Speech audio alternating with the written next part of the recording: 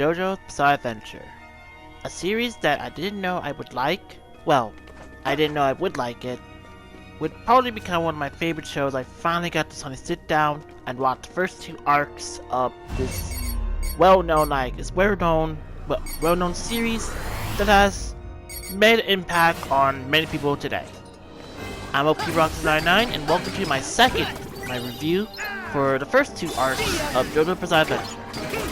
So, you're probably wondering, and I'm sure you ask yourself, and kind of a layman's question, what is Jojo's Bizarre Adventure? Jojo's Bizarre Adventure is a manga series made by, let's see if I can get this person's name correctly, because I am kind of doing this off the cuff. Because, trust me, it is difficult to remember, because I got to remember who's the name of the writer. His name is Hirohiko Araki.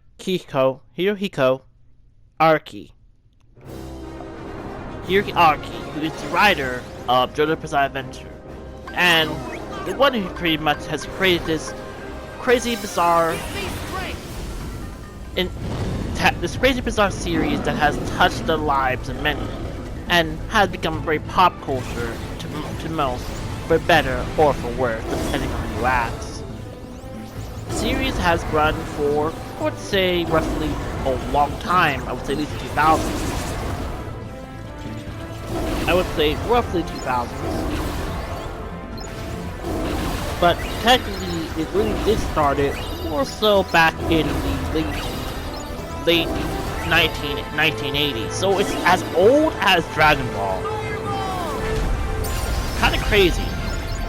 But, now here's the but. Jojo's Bizarre Adventure's anime didn't start until the first series didn't start.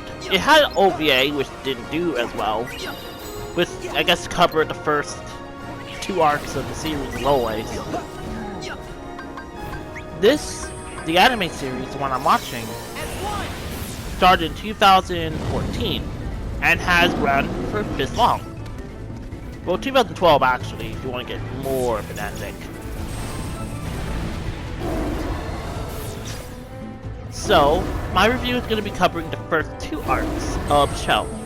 Now, this is only going to go off the cuff of what I remember, so I'm kind of spitballing the best I can, but I will do my best to at least explain a few things. So, what is the series? Well, the series, now, you hear the name Jojo, but have you ever asked yourself, who is Jojo? Well, the series focuses on the members of the Joestar family, a family who had a run-in with vampires, not kidding, because of their first descendant, one of their main descendants, Jonathan Joestar's adopted brother, killed his dog, kissed his girlfriend, and then took a stone mask and became a vampire, and started to wreak havoc with undead minions. Yes, that is Jojo. That is the first season of Jojo, the first arc of Jojo. To combat his dangerous adopted brother, Jonathan Joestar learned a secret technique known as Haman. Haman involves like breathing, and using that, he's able to create like all these different kind of power and abilities of sunlight in order to defeat vampires, zombies, and pillarmen. The pillarmen I'll get to in the second half. There's a lot of stuff that does happen in the course of the 11 episodes. Minor stuff, some very evil things that Dio does. He really does establish himself as the villain. Dio, you probably have heard of him from a lot of the references and memes. Yeah, he is evil to the core. It helps that, yes, you pretty much know him from the meme, but he's evil. You heard the fact he killed Jonathan's dog, but do you not know the part that he actually said, "Oh, I'm not going to hurt your child, I'm gonna make you hurt it." That is the most evil thing I've seen a villain do. And that's just off the top of him, all the villains have seen over the course of the year. And if I would watch it, I should have watched it Jojo from the start, because I was actually enjoying this. Because I kept going back to each episode. And like, holy shit, I was so shocked because I didn't know about the baby bit. I didn't know about what happened to Dio. Why, I know hearing Dio was in part 3, but I didn't understand how. How could someone who had now learned this from the past be alive in the time of part 3? So, you know, I guess the one thing that's really iconic about JoJo's Adventure is obviously its openings. The first opening, I think, is one that is most iconic of the first few seasons. Not only because it shows snippets of like manga panels from the first 6 parts, which currently is the first 6 parts that are being animated right now. But it also, you know, this is what it builds up. I should say the panels all build up to what's to come. Like, these are Jonathan's descendants who are going to keep on fighting good fight, no matter what. And this man who did that. So, JoJo's Adventure was animated by David Productions. You probably have heard of them for just this show, actually, if you think about it. You probably have heard of them from just this series, but they have done a few.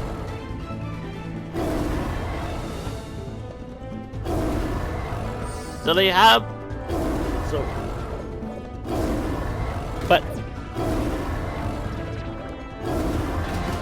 But if I remember correctly, there was an OVA. I know that. That was close. That's the thing I gotta make sure of this. But I know there was an OVA.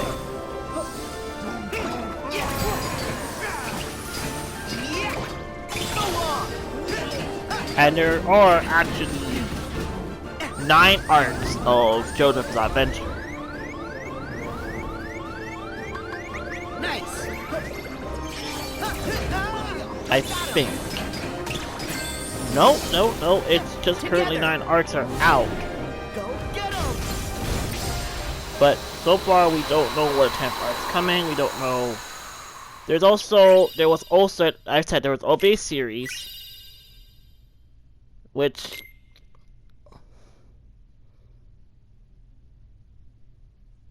it was done by, I think that's the one I think most people have heard of, but it was never like the best one. Like, this came out back in the 90s, so this one was like not the best.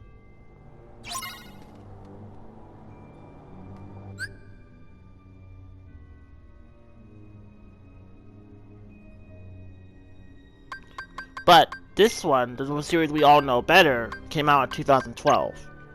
So, I guess, like I said, I'm gonna go kind of as...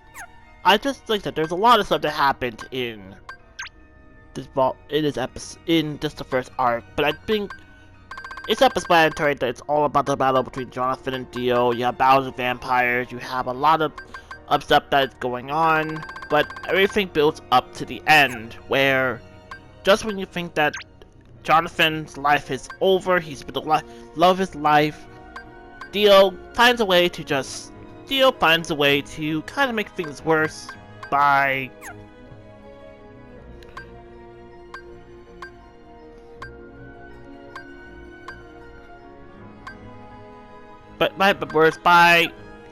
attaching himself to Jonathan's head and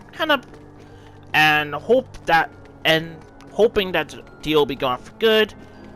Dio is locked in a crate for hundreds of years until the events of Crown Crusader, where he comes out and found, and Jonathan's Arena, of course, escapes with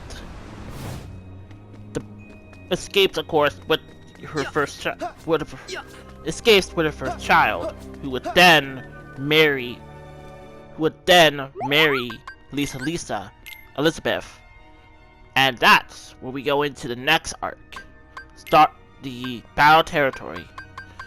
Now this one, I have the one thing I heard of this arc before I even watching this arc was the Pillarman theme.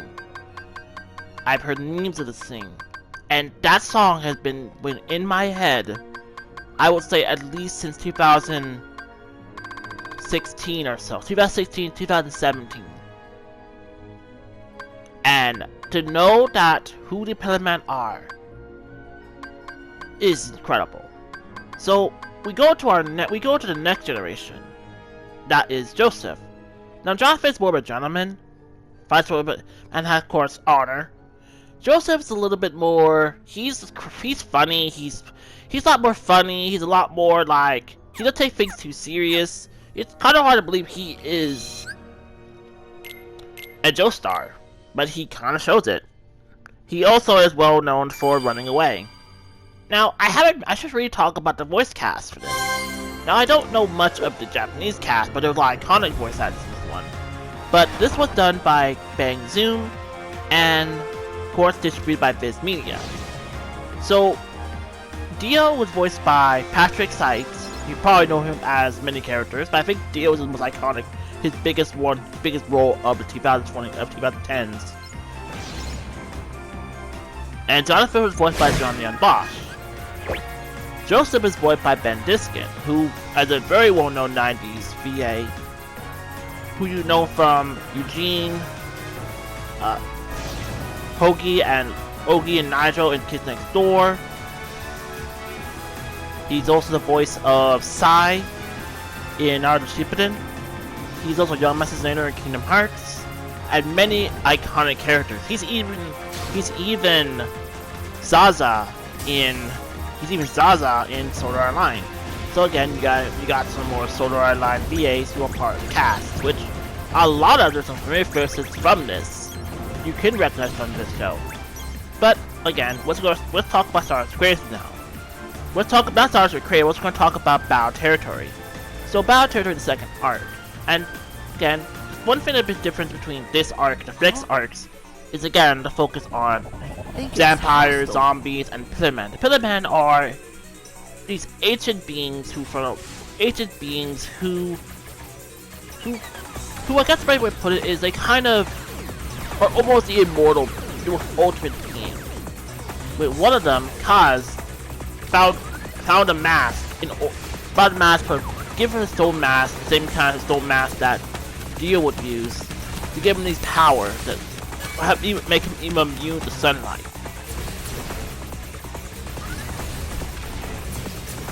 Of course, Kaz and the Pillarmen were found and become to recast themselves in Germany. Yes, we are dealing with Germans, so it's like the third or fourth series to deal with Germans.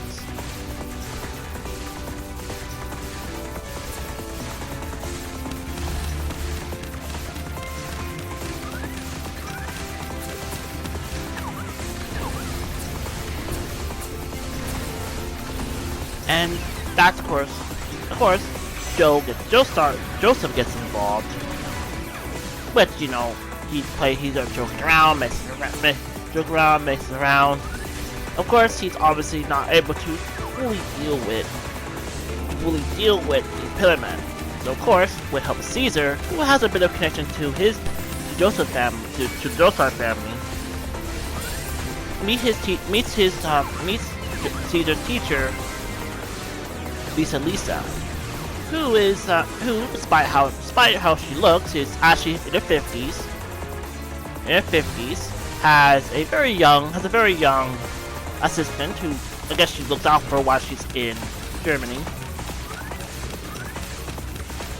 And also, just how I put this in the right way.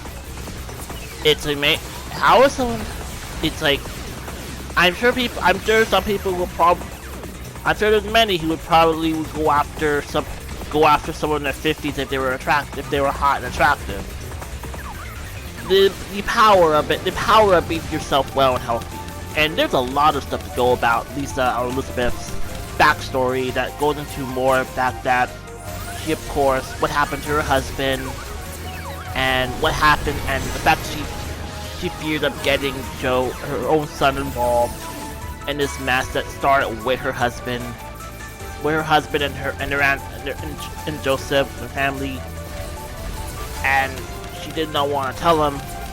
I guess out of just fear, concern, because she was the one that kind of made herself become a outcast because she went in rage and killed the vampire that killed her husband. And like I said, it's one thing to always look at is that people. It's one thing I could say this as someone new.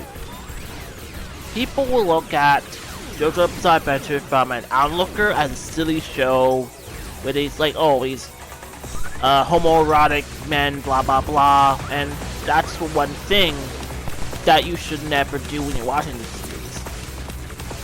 Take it from me, I only know the series from the memes. I knew stands way back in the 2000s. I didn't know what they were. Until this one guy from a commentary team who could never explain what it was. I was hearing what Jojo was before Jojo even got its peak. But that's the thing about watching this now to then versus when you've heard of it. So the Pillar Men are the main antagonists, and they become, as slowly they're shown to be powerful. And also the fact that this is still a very, this is still a show that will cut you in the heartstrings. Influence Caesar obviously wants his revenge, and he ends up dying at the end. Caesar is voiced by Bryce Padenbrook, so yeah, Bryce was in the first two seasons, was in the first season of JoJo, but he wasn't got to be, but he got to be a play character.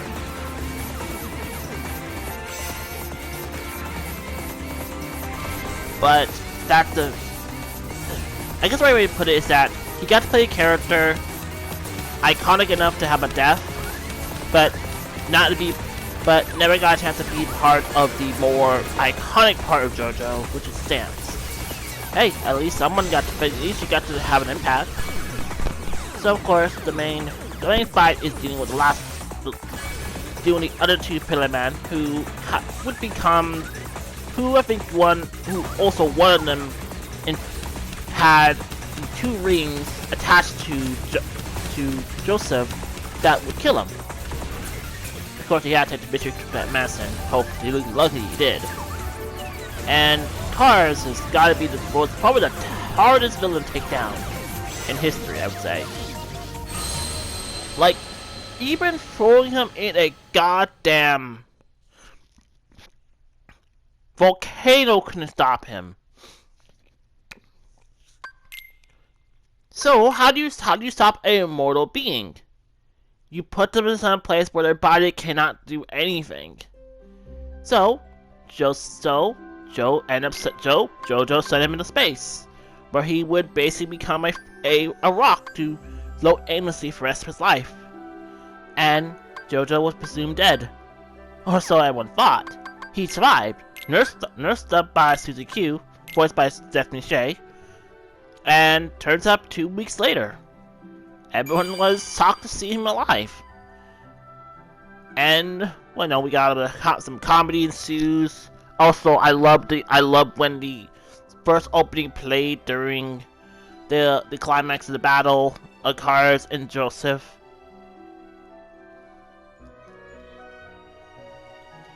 Ooh, that was so cool. I loved them. Also, my favorite song of now is Overdrive, which is done by Lotus Juice, who you know from Persona, and I guess Soul Eater as well. But man, when you hear the snippets of Overdrive play, but then when you hear the first opening play during the climax of Cars versus Joseph, it's good. Joseph may be a bit of may not be smart, but he kind of just wings it. That's how he won. So yeah, there's an Ex Machina, but hey, it worked for once. So at the end, we get a epilogue of where everybody is now. Joseph gets the reveal that Lisa's his mother. Ooh, and it doesn't help the fact he peeked on her. Oh, I think the Joestar line has a lot of issue with relationships or parents, maybe. Most of the group all either passed away or almost everyone passed away. Irina passed away. Speedwagon passed away with no family, but I guess you can kind of say that the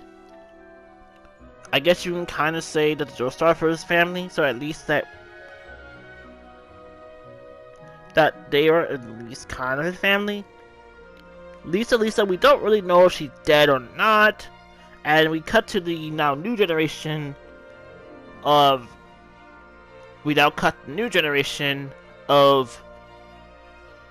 that Joseph is going to meet.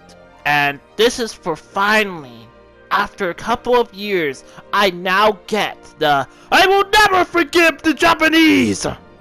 That's my best Richard F. Carr impression. I'm so happy I got that joke I got that reference. I'm so happy. I hate it, but now I love it. It's like, it makes so much sense. Oh, but he enjoys the gadgets they make. And also that Sony Walkman.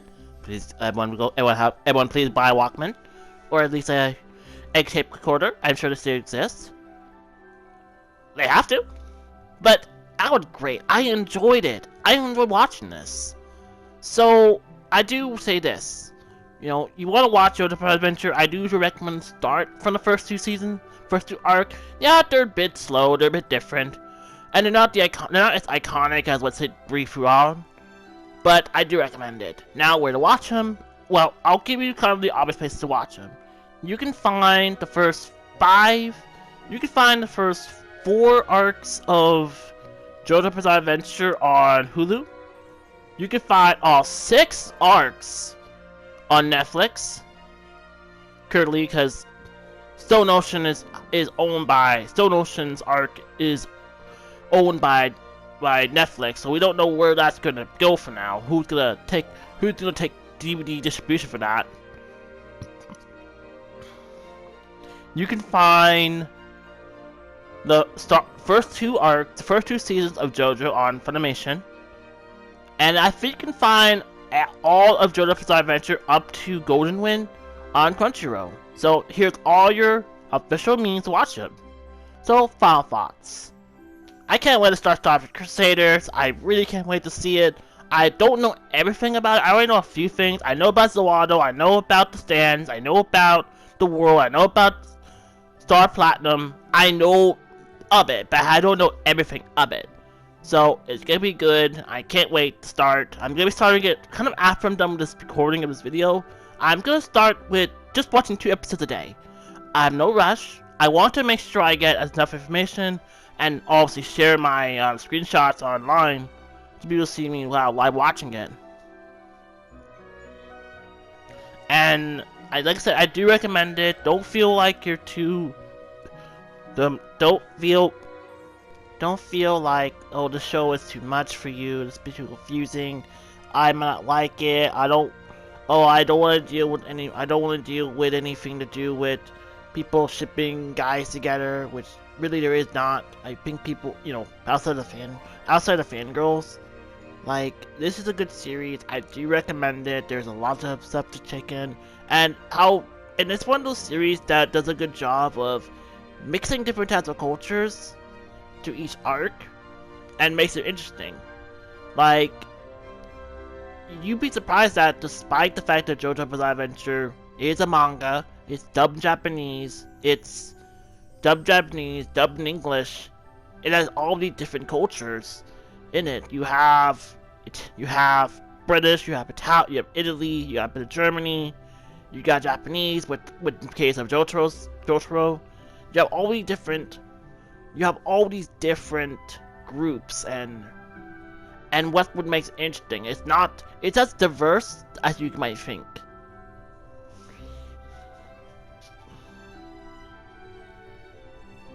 So that's really it. I will have a Star Crusader review probably soon, but give it like a couple of months. I am going 2 episodes a day. And I will see you next time. And also, if you are curious about want to play Jojo's Bizarre Adventure, you can probably find at least one recent mate. You can probably find a few fighting games with them in them. So, I'll see you next time. Take care and bye.